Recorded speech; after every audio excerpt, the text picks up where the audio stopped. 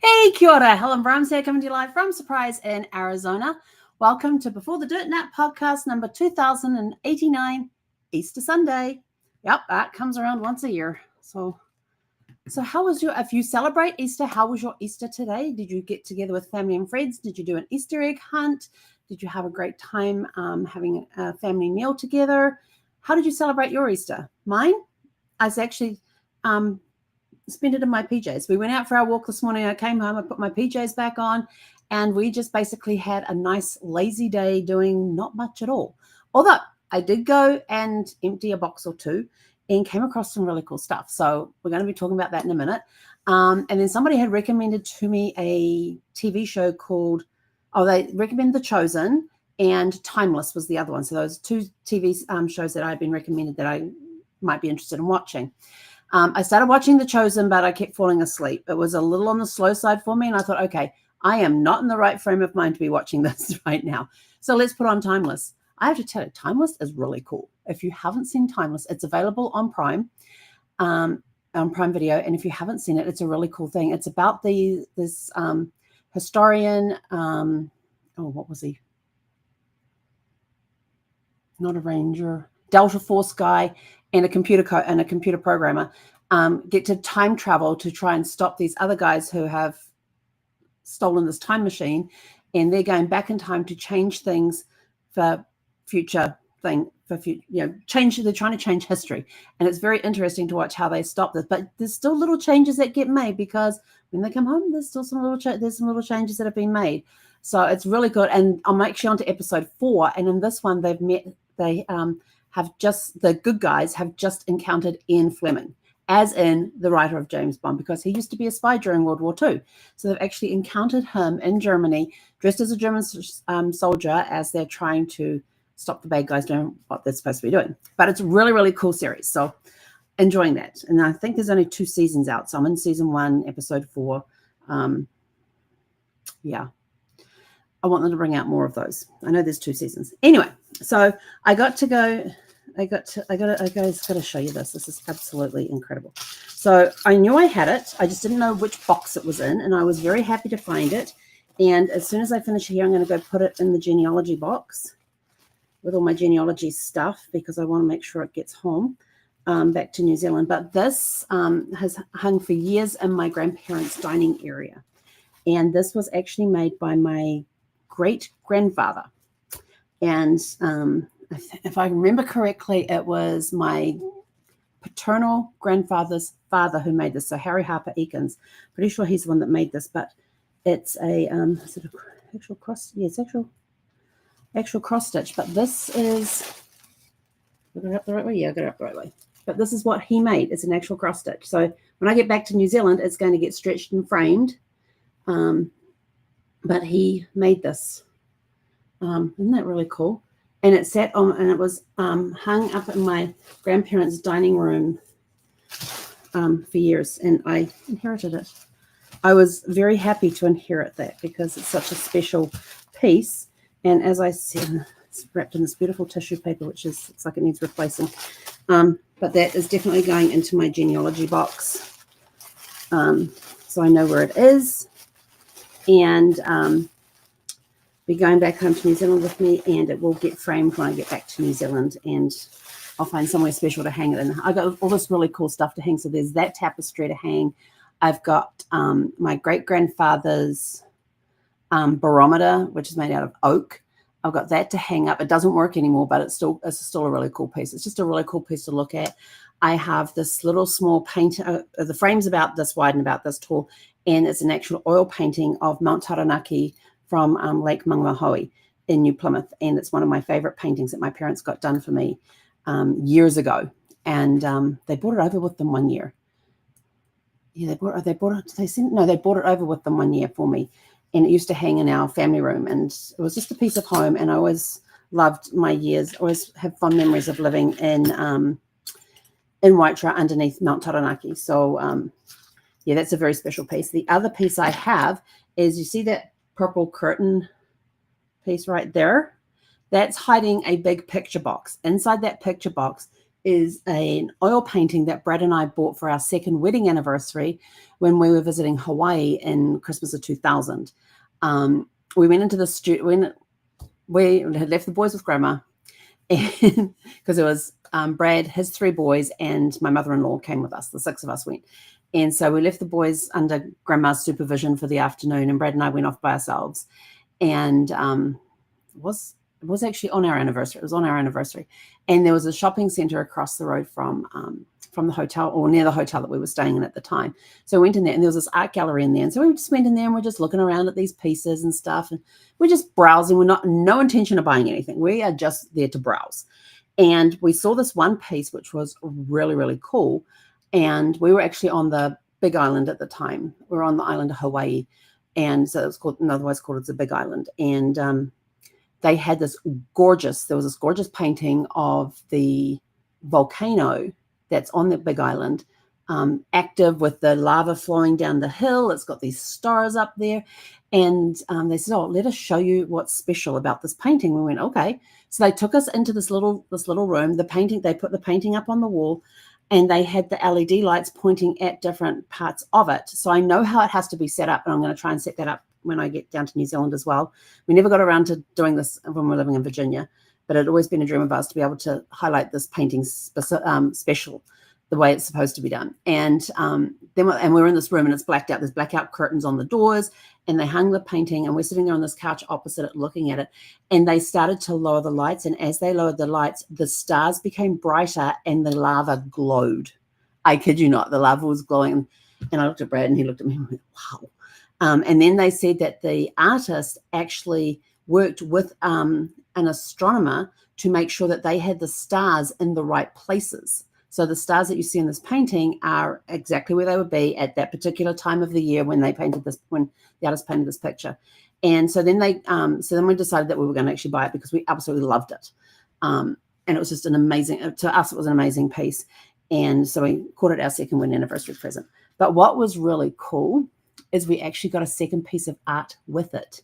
So when the big wooden box arrived, and that, had screws in it like this that we had to undo to get into the thing, there was a very special envelope sitting inside this. And we opened the envelope, and inside was a second piece of art by this artist with a personal message on there, thanking us for purchasing his painting and wishing us a great second anniversary. I thought that was so cool. He was I can't remember the artist's name, but he's a local artist in Hawaii. And it was just so cool that there was a smaller painting in there, which was different to the one that we had gotten. And it had a personalized message on there. And so I've always been wanting to frame that and stick that up next to the actual oil piece. It was gorgeous. I can't even remember what the frame's made of, but it's made of some native wood, and it's absolutely stunning. So looking forward to that. But anyway, so when I was going through, I found this paper bag, and I thought, this paper bag jingles and tingles and everything. Jingles and tingles. Jingles and rings. And so I thought, wonder what's in here. And there's all these different, I guess they're keychains. I'm hanging them on my Christmas tree. That's all I can tell you. Or I'm going to hang them up in an area. I don't know. I'm going to hang them up in there. But this is the first one. Oh, it's still got the price tag on the back. Oh, it's got writing on the back under the price tag. Look at that. Hang on. Can we get that off? Oh, it says the same on the back as it does on the front. But on the front, let's see if we can get this on the thing.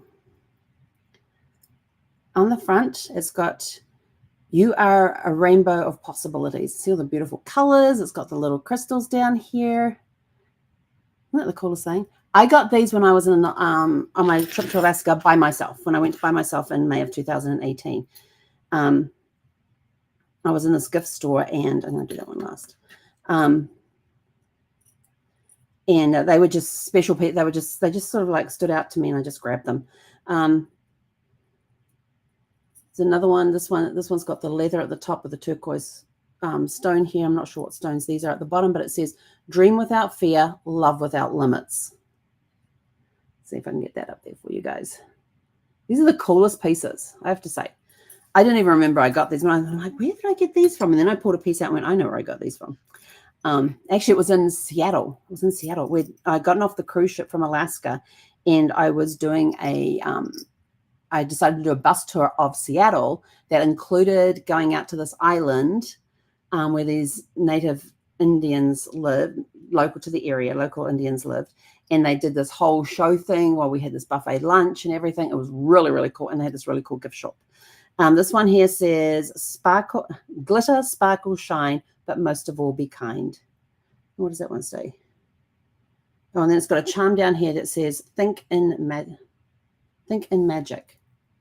And that's this one. Oh, it's actually got, look at that. These bits up here are actual. Wait, they go through the other side. Let's see if we can get that one so you guys can see it. Really weird working with a camera with a light right there. Hang on, I'll go back. There we go. And there's the Think in Magic charm down there. That one. This one is really cool. Okay, so I can't remember the name of this bead up here, but this one says, follow your dreams. They know the way. How many times do we go to follow our dreams and we're trying to create the path for it when we never think, you know, if we're following our dreams, the brain is already, the subconscious is already working on, you know, when you do your affirmations and stuff and things like that, you're telling your brain, you're putting the things into present tense that you've already done it. And the brain is already, the subconscious is working on how it's going to happen. And it figures out the path for you and you just got to follow the path. So follow your dreams. They know the way. Your subconscious already has it working.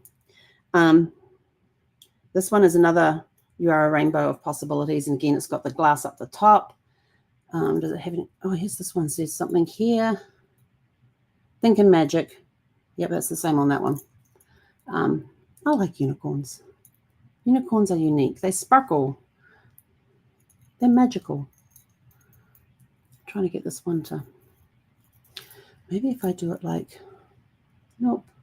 Oh, well, get it there the best we can. Pretty cool. And then there's this other one here that, again, I don't know what the stone is. But this is, this one kind of hit home with me. And I think I got it because of Brad. But he always said he was my anchor. And I said, no, you're my buoy. You keep me grounded, but give me the space to fly. This one here says, faith is knowing you can fly even if you don't have wings. And that was, you know, that's what Brad allowed me to do. He allowed me to fly, but keep grounded. So I think that one's kind of reminded me of him being my buoy. So there's that. And then I discovered that we all have spirit totems, and this is a birthday animal. And it says down here that it's November 23rd to December 21st. So that's me. And my spirit totem, my birthday animal, according to the tribe's beliefs in that thing, is my element is fire, my mineral is obsidian, and my color is gold, and my spirit animal is the owl. The owl spirit is a friend of the world with their natural, easygoing personality. Owl is engaged in life and wholeheartedly loves adventure. Owls make great artists, teachers, and conservationists. However, due to the owl's adaptability and versatility, they would likely excel in any occupation. In a relationship, the owl is the sensitive, enthusiastic, and attentive listener. I thought, yeah, I can agree with some of that. But this is the pendant. I don't know if you can see that very well. That's the pendant of the owl that you would see on totems. Pretty cool, huh? So those were just some trips down memory lane I got to do today with what I uncovered out of a couple of boxes. And I'm just sort of like, as I'm opening cover, and so those ones, some of that stuff in there means a lot to me, and I understand now why I got it. At the time, I just may have got it because it spoke to me on some level, but now I understand why I got some of this stuff. And that tapestry, I was so happy I found the tapestry. Oh my gosh, because I didn't know which box it's been hiding in for a number of years, but I found that, and it's going in with my genealogy stuff. And when I get to New Zealand, it's going to get framed, and along with the second painting from the artist. Wish I could remember the artist's name. It's really cool, but it's a very, very cool painting. Oh, I actually think I have a photo of it on the computer here. In fact, you may have all have seen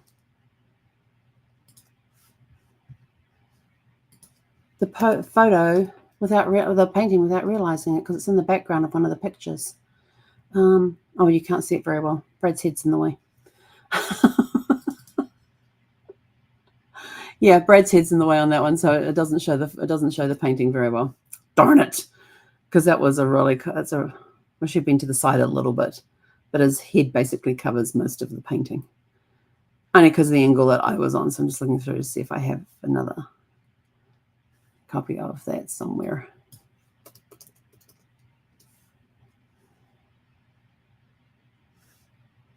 No, Brad basically takes up half the painting in that picture. Yeah, no, can't do that one. So I can't show you that one. I think I have a picture of it somewhere. Let's take a picture of it, probably back when we were in Virginia. It's going to go back through a lot of photographs on that one. But anyway, so that was kind of cool to remember that. And we just basically had a day of not doing much. Oh, I have to tell you a funny story about my grandson. So my 10-year-old grandson, every now and again, will text me. He has this watch that he can text me on, which is totally fine. And so the other day he texted me and I said to him, I said, oh, what are you doing? He goes, nothing. So I sent him back a message and go, are you breathing?